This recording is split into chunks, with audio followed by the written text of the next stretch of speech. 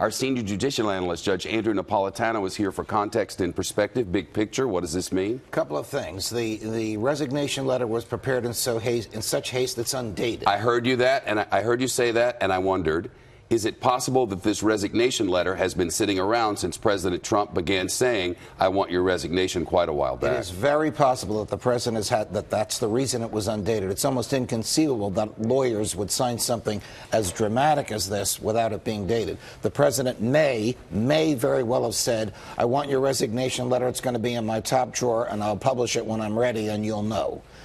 Wouldn't be beyond Donald Trump to use that as a style.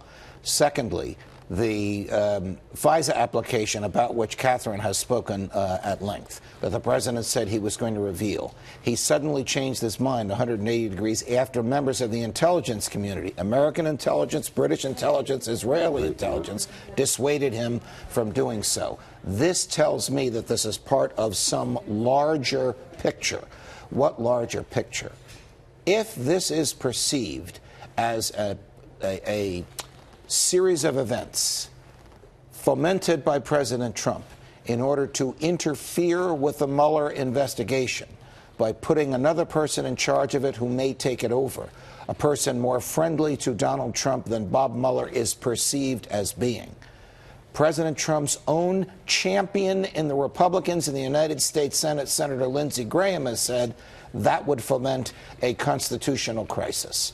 So we have a lot of facts to get our arms around here, Shep. I don't know where this is going to go. But I do know it's volatile right now. We heard Chuck Schumer say constitutional crisis. What did he mean? Help our viewers understand this.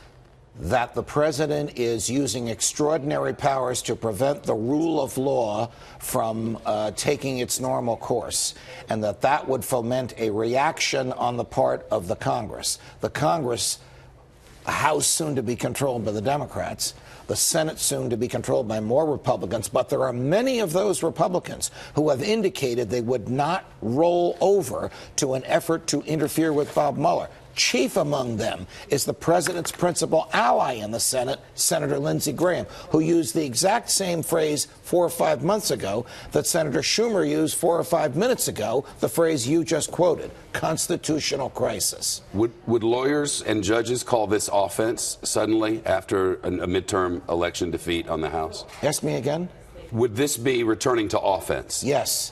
This is the height of offense to do something like this within 24 hours of the conclusion of the midterms. I must also tell you that though Mr. Whitaker is now acting Attorney General Whitaker, is a former United States attorney for the Southern District of Iowa and was confirmed by the Senate for that. He was not confirmed by the Senate to become acting Attorney General. And the statute requires that the human being who runs the Department of Justice have been confirmed by the Senate for a senior leadership position. There's only 3 people there. Rod Rosenstein, who's next in line, Noel Francisco, who's the Solicitor General, the person that represents the government before the Supreme Court, and a third person whose name I'm not remembering, below Mr. Francisco. None of those is Matt Whitaker. So there may be an issue with whether or not he is legally qualified to serve as acting Attorney General.